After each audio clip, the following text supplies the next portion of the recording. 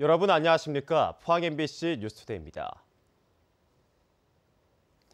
오늘은 평년 기온을 회복하겠습니다. 바람은 여전히 강하게 불겠고 대기의 질은 양호하겠습니다. 안수진 기상캐스터입니다. 밤사이 서풍이 불어오면서 하루 만에 평년 기온을 회복했습니다. 오늘 경북 동해안의 한낮 기온은 6도에서 8도가 예상되면서 어제보다 2에서 3도가량 높겠습니다. 바람의 세기는 여전히 강한데요. 시설물 관리에 유의하시기 바랍니다. 대기의 흐름은 원활해서 미세먼지는 좋음에서 보통 수준을 유지하겠고요. 찬바람에 대기는 매우 건조하겠습니다. 동해 먼바다로는 매우 높은 물결이 일고 있는데요. 바닷길 이용하시는 분들은 각별히 주의하시기 바랍니다. 자세한 지역별 날씨 알아보겠습니다. 오늘 맑겠습니다. 낮 기온 울진 8도, 영덕 6도, 포항과 경주가 7도입니다. 울릉도와 독도에는 구름 많겠습니다. 낮 기온 울릉도 5도, 독도 6도입니다. 동해 앞바다는 대체로 맑겠고 먼바다에는 구름 많이 지나겠습니다. 바다의 물결 동해 중부 해상에서 최고 4m, 동해 남부 해상에서 최고 3.5m까지 일겠습니다. 당분간은 큰 추위가 없겠고요. 뚜렷한 비나 눈 소식도 없겠습니다. 날씨였습니다. 울산, 포항, 영덕 고속도로를 연결할 영일만대교 건설이 다시 논의되고 있습니다. 정부가 지역균형 발전을 위해 예비 타당성 조사 면제 사업에 포함시킬지가 관심인데 지역 정치권에서는 여야 할 것 없이 이구동성으로 면제를 요구하고 있습니다. 김기영 기자입니다. 서해안 고속도로와 남해 고속도로에 이어 부산, 울산을 거쳐 포항까지 올라온 국토를 U자형으로 연결할 고속도로가 포항에서 끊겨 있습니다. 영일만을 횡단할 교량이 없기 때문인데 인구가 많은 수도권과 달리 경제성을 알아보는 예비 타당성 조사에서 번번이 탈락한 겁니다. 이러던 지난해 11월 대통령 직속 국가균형발전위원회가 광역지자체별로 예비 타당성 조사 면제 사업을 신청받았는데 경북은 1순위로 동해안 고속도로를 신청해 사실상 물 건너갔던 영일만 대교 건설이 신락 같은 희망을 잡게 됐습니다. 예타 면제에 포함시키기 위해 가장 먼저 나선 허대만 전 행정안전부 정책보좌관. 예타 면제 사업을 담당하고 있는 국가균형발전위원회 송재우 위원장에게 지역 여론과 이 사업의 효과에 대해서 충분히 전달하고 있기 때문에 오중기 위원장도 청와대 선임 행정관 경력을 활용해 문재인 정부의 지역균형 발전 의지로 대정부 설득에 나섰습니다. 제가 청와대에 있을 때도 끊임없이 지역을 위해서는 예비 타당성 조사를 면제할 수 있는 방안을 찾아내야 된다. 그것은 법적으로 존재를 합니다. 이제 국무회의를 통과시키면 면제할 수 있는데 여기에다 국회 기획재정위원회 소속인 박명재 의원도 핵심 부서인 기재부를 압박하고 있습니다. 기재부 관료들을 갖다가 그리고 KDR을 설득해가지고 현실적으로 그 사람들이 오케이 해야만 국가균형발전위원회라든지 대통령도 오케이를 하게 됩니다. 이런 과정의 역할을 충실히 지금 최선을 다했습니다. 김정재 의원은 한 발 더 나아가 정부가 고속도로가 아닌 동해안 철도를 예타 면제에 포함시킬 것에 대비해 적극적인 공세를 펴고 있습니다. 정부에 바라는 건 경북에 가장 시급하고 또 그리고 도민이 가장 원하는 사업인 영일만 대교를 포함한 동해안 고속도로를 해달라는 것뿐입니다. 영일만 대교 건설은 10년째 들어온 학수고대 사업이 돼버렸습니다. 이 정부에서 동해안 발전의 새로운 축이 될 고속도로 건설이 과연 현실화될지 이달 말이나 2월 초 확정됩니다. MBC 뉴스 김기영입니다. 더불어민주당 송영길 의원이 원전의 필요성을 주장해 논란이 됐는데 문재인 대통령이 탈원전 정책을 중단하지 않겠다는 뜻을 분명히 표명했습니다. 문재인 대통령은 어제 청와대에서 열린 기업인과의 대화에서 신한울 원전 3, 4호기 건설 백지화로 어려움이 있다는 얘기에 대해 에너지 정책 전환의 흐름이 중단되지는 않을 것이라고 밝혀 탈원전 정책 기조를 계속 유지하겠다는 뜻을 분명히 했습니다. 대신 원전 분야 기술력과 국제 경쟁력이 떨어지지 않도록 지원을 계속하고 기자재와 부품업체 어려움에 귀 기울이겠다고 약속했습니다. 한편 청와대 김의겸 청와대 대변인도 최근 정부의 탈원전 정책은 기존 입장에 변화가 없다고 밝힌 바 있습니다. 자유한국당이 신한울 원전 3, 4호기 건설 재개를 위해 바른미래당과 야권 공조에 나서기로 했습니다. 나경원 원내대표는 어제 국회 간담회에서 신한울 3, 4호기 매몰 비용이 최대 6천억 원으로 추산되고 탈원전 정책도 졸속 진행되고 있다며 바른미래당과 함께 국민 공론화에 나서겠다고 밝혔습니다. 또 에너지 정책 전환 시 국민 투표에 붙이도록 에너지법을 개정하기 위해 노력하고 국회 차원의 신한울 3, 4호기 공사 재개 촉구 결의안을 적극 검토하겠다고 밝혔습니다. 고리원전 연구 정지에 이어 월성원전 조기 폐쇄가 결정된 가운데 원전 해체 작업도 본격화될 예정입니다. 정부는 오는 3월 원전 해체 기술연구소 입지를 결정할 예정인데 경주와 울산, 부산시가 유치전에 나섰습니다. 임재국 기자입니다. 지난 2017년 6월 고리원전 1호기 연구 정지에 이어 경주 월성원전 1호기도 지난해 1월 조기 폐쇄가 결정됐습니다. 이에 따라 정부는 지난해 원전 해체 관련 용역과 타당성 조사를 마쳤고 오는 3월쯤 원전 해체 연구소 부지를 선정합니다. 원전 해체 연구소는 노후 원전을 해체하는 기술을 확보하고 관련 전문 인력도 양성할 예정으로 오는 2022년 완공됩니다. 원전 해체 연구소 유치에 나서고 있는 지자체는 경주시를 비롯해 부산 기장과 울산 울주군 등 모두 3곳입니다. 부산은 국내 첫 해체 대상인 고리원전 1호기 소재 질환점을 부각시키고 울산은 원전 해체 산업 인프라 구축에 적지라고 내세우고 있습니다.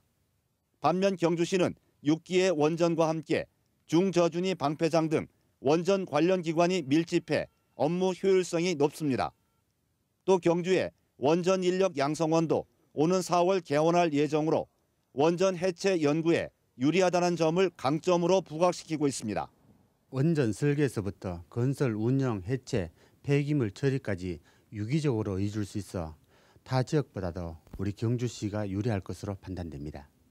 학계에선 경주에 원전 해체 연구소 유치와 함께 상용화할 수 있는 첨단 기술 이전 등을 통해 다른 원전의 해체에도 활용해야 한다는 의견을 제시했습니다. 기술적으로, 경제적으로 안정 확실한 것은 해외 유수, 그 기술을 이미 확보해서 이미 해체를 다양하게 경험한 확보한 회사로 하고 같이 계약을 맺어서 공동으로 하든 기술 도입을 하든. 국내 원전 해체 산업 규모는 9조 원에 이를 것으로 추정됩니다. 원전 폐쇄에 따른 경기 침체를 우려하는 지자체마다 원전 해체 연구소 유치에 사활을 걸고 있습니다. MBC 뉴스 임재국입니다. 경주시는 어제 대한민국 축구종합센터 범시민 유치위원회 출범식을 갖고 본격적인 활동에 들어갔습니다. 유치위원회는 준하경 경주시장과 정재훈 한수원 사장을 공동위원장으로 축구종합센터 후보지 당위성 홍보에 적극 나서기로 했습니다. 대한축구협회는 축구종합센터 조성을 위한 우선 협상 대상 지자체를 오는 3월 말까지 선정하고 2024년까지 건립할 예정입니다. 더불어민주당 경주시 지역위원회는 어제 논평을 내고 올해 첫 경주시 인사가 낙하산 측근 보훈 인사라며 선정 기준과 임명 이유를 밝히라고 촉구했습니다. 특히 경주시 출자 출연기관장과 계약직 공무원, 관련 단체 임원 9명이 업무와 관계없는 사람들로 채워졌고 이 중 7명은 지난 6.13 지방선거 당시 준하경 경주시장 선거 캠프 출신이고 나머지 2명은 김석기 국회의원 측근이라고 주장했습니다. 자유한국당이 교체 대상 당협위원장 임명을 마무리했습니다. 새 인물을 기대했지만 옛 얼굴들이 대거 입성했습니다. 여러 곳에서 갈등의 불씨가 살아있습니다. 조지한 기자입니다. 당협위원장 교체 대상이 된 대구 경북 8곳 가운데 수성구 갑에는 정순천 전 시의원, 동구 을에는 김규환 비례대표 국회의원이 임명됐습니다. 경북 경산의 윤두현 전 청와대 국정홍보수석, 고령 성주 7곡의 김항권 전 성주 군수입니다. 동구갑에는 유성걸 전 의원, 북구갑에는 무소속 정태욱 의원이 뽑힌 것으로 알려졌지만 2명 모두 아직 복당 절차가 남았습니다. 중앙당 심사 대상이었지만 이번에는 대구시당의 당원 자격 심사를 떠넘겼습니다. 정태욱 의원은 지방선거 때 이부망천 발언에 따른 인천 지역 부담을 감수해야 하고 유성걸 전 의원은 바른미래당을 거친 복당 신청으로 당 안에서도 고민이 깊습니다. 다른 정당에 가서 당선되는 경우라든지 출마의 경력이 있던 사람에 대해서는 우리가 입당 불허했거든요. 이 사람들로 인해서 우리가 선거하는데 우리 당이 힘들었고. 당협위원장 교체 대상인 충남구와 북구을은 적격자를 찾지 못했다며 공석으로 남겨 신청자들이 반발하고 있습니다. 심사하는 그 과정이나 심사 끝나고 난 뒤에 뭐 언급하는 내용 보고 난 다음에는 심사위원부터 먼저 공개 오디션을 뽑아놓고. 자유한국당이 총선 공천 지름길인 당협위원장 임명을 대부분 마무리했지만 교체 대상 지역으로 지목되고도 새 인물을 임명하지 못하는가 하면 복당 여부도 결론 내지 못하는 등 갈등의 불씨를 키우고 있습니다. MBC 뉴스 조지안입니다. 경상북도 환동의 지역본부는 어제 포항 테크노파크에서 동해안 관광 활성화와 해양 신산업 발굴을 위해 환동의 지역 5개 시군의 정책기획관과 해양수산과장 연석회의를 개최했습니다. 이번 회의에서는 2020년 경북개항 100주년, 새로운 동해안 100년 준비와 관련한 사업 구상과 추진 방향에 대해 설명하고 해양 레저 관광 활성화를 통한 일자리 창출 방안을 모색했습니다. 포스코는 올해부터는 청년 일자리 프로그램을 상시로 전환해 오는 9월 말까지 신청자를 수시 모집합니다. 포스코는 청년 일자리 프로그램을 통해 취업준비생에게 실무 능력 교육을 실시하고 협력사나 중소기업 채용을 연계해주고 있고 지난해 112명이 포스코 협력사 등 35개사에 취업했습니다. 동물권 단체가 무분별한 안락사 논란에 휩싸인 가운데 포항에서는 불법 개농장에서 유기견 70여 마리가 긴급 구조됐습니다. 유기견에게 썩은 사료를 먹이고 불법 도살까지 버젓이 자행돼 그야말로 개들에게 이곳은 지옥과 같은 곳이었습니다. 박상환 기자입니다. 포항의 한 개농장. 여기저기 불법 건축물과 목줄 없이 방치된 개들이 눈에 띕니다. 드럼통 안에는 썩은 사료가 가득하고 한켠에서는 개 사체가 발견됩니다. 낯선 사람을 보고 경계하거나 두려워하는 개들의 모습에서 동물 학대도 의심되고 있습니다. 이 부근에 유기견들이 많이 돌아다녀서 이제 그 아이들 집을 찾아주려고 하다가 이 절망적인 상태의 아이들을 보게 되었는데요. 초등학교 인근에 위치한 이 개농장은 지난 25년간 국유지를 무단 점검해 수십여 마리의 개들을 방치하고 도살을 통해 하천을 오염시킨 혐의 등을 받고 있습니다. 쉽게 말해갖고 지옥, 개지옥처럼 이렇게 잔인한 곳은 처음 봤습니다. 분류도 하나도 안 돼 있고 목줄도 절반 이상 목줄이 안 돼 있어가지고 자체 교배가 이루어지고 갓 태어난 새끼들이 태어난 지 3일, 일주일도 안 된 애들이 10마리 넘게 있었는데 그중에 절반 이상이 죽은 채 사체로 이제 발견되고. SNS를 통해 심각한 상황이 전해지면서 개인 구조 활동가들이 모여 구조를 시작했고 지자체의 도움으로 유기견들을 보호센터로 옮길 수 있게 됐습니다. 개인 활동가들이 사비로 활동을 하고 있지만 이제 규정대로 법규대로 우리가 지자체 요청할 부분을 정확하게 요청을 했고 그 부분이 또 쉽게 또 받아져가지고 이제 있는 아이들 수많은 아이들이 좀 많은 아이들이 이제 지자체 도움으로 다시 생명을 이제 얻을 수 있는 기회가 지금 생겼습니다. 포항시 동물보호센터로 옮겨진 유기견들은 보호와 치료를 받고 새로운 주인의 입양을 기다리게 됩니다.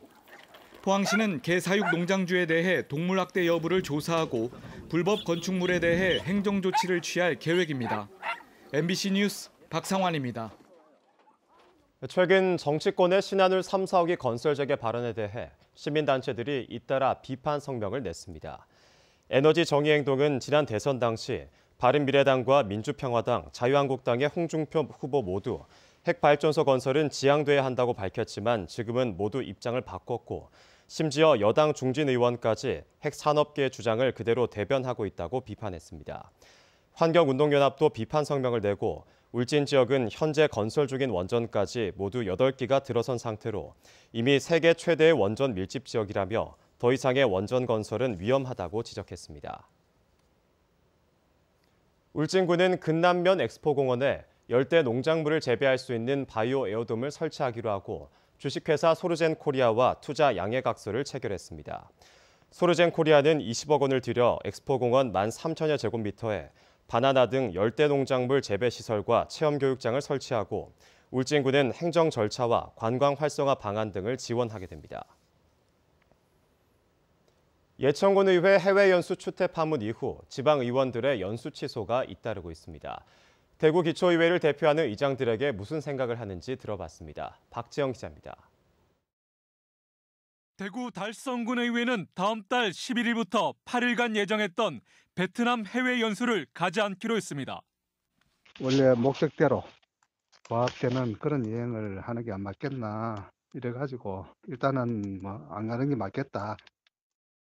봉화군 의회도 이번 달 24일부터 30일까지 예정했던 베트남 연수를 취소했습니다. 지역 구군 의원들은 이번 추태 파문을 지방의회의 존립 자체를 위협하는 매우 엄중한 사태로 받아들이고 있습니다. 해외 연수라는 말 자체를 꺼낼 엄두조차 내지 못하고 있습니다. 전반기에는 이런 어수선한 분위기에서 논할 논제가 아닌 것 같은데, 예, 아직 꺼낼 단계도 아니고 그렇습니다. 자중해야 될 시점이기 때문에. 자칫 성난 민심이 어디로 튈지도 우려하고 있습니다. 계획은 다 해놓지요. 전부 다 1년 계획으로 쭉 짜놓고, 예, 분위기 자체로 이래가지고는 뭐 갔다가 돌미 가지고 머리 다 부사지지. 연초에 계획했던 해외 연수는 줄줄이 보류, 백지화, 취소 수순을 밟고 있습니다.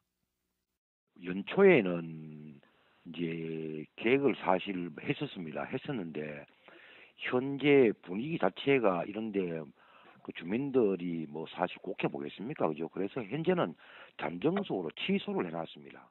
뭐 이 시끄럽고 이거 한 데다가 무슨 정신교육이 안 된 상태에서 어디 가나 싶어하고 저 해외 연수교육 계획 전부 다 백지하라고 하면서 내가 전부 지시해 놨습니다. 같은 기초위원으로서 그래 뭐 통감의 입장에서 그냥 계획을 일단 모든 걸 전부 다 보류 다 시켜놨습니다. 사실상 해외 연수 프로그램 개발 능력이 없는 기초의회가 명확한 연수 목적이 없다면 과감히 포기해야 한다는 목소리도 나옵니다. 확실하게 목적에 맞게 계획을 짜고 갔다 와서 뭐 기자들을 불러서 브리핑도 할 수 있을 정도로 되었을 때 가겠다라는 얘기는 했습니다. 연중 행사처럼 혈세를 들여 무조건 떠났던 지방의원 해외 연수. 외유성 관광으로 점철됐던 연수비용 수천만 원을 차라리 주민 복지 예산으로 쓰자는 목소리도 높아지고 있습니다. MBC 뉴스 박재영입니다. 도박으로 정직 징계를 받고 있던 경찰관이 또 도박을 하다 경찰에 적발됐습니다. 울릉경찰서는 지난 29일 한 주택에서 판돈 1,600여만 원을 걸고 속칭 바둑이 도박을 한 혐의로 A 경위 등 8명을 조사 중입니다. A 경위는 지난해 10월에도 도박을 하다 적발돼 정직 2개월의 징계를 받은 상태입니다. 포항 남부경찰서는 중고물품 거래 인터넷 사이트에 휴대전화와 노트북 등을 싸게 판다는 글을 올려 수천만 원을 가로챈 혐의로 36살 A씨를 구속했습니다. 경찰에 따르면 A씨는 지난해 8월부터 올해 1월까지 이런 수법으로 약 3천만 원을 송금받은 뒤 물건을 보내지 않은 혐의입니다.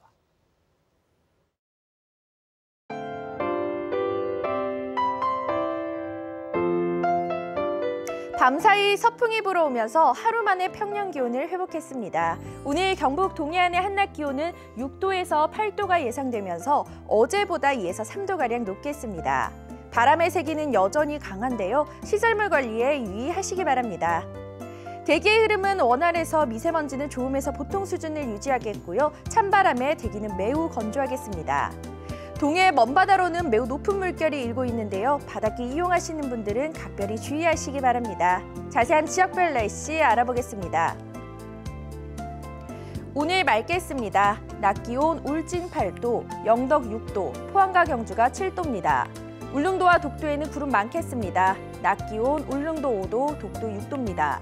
동해 앞바다는 대체로 맑겠고 먼바다에는 구름 많이 지나겠습니다. 바다의 물결 동해 중부 해상에서 최고 4m, 동해 남부 해상에서 최고 3.5m까지 일겠습니다. 당분간은 큰 추위가 없겠고요. 뚜렷한 비나 눈 소식도 없겠습니다. 날씨였습니다. 이상으로 포항 MBC 뉴스를 마치겠습니다. 여러분 고맙습니다.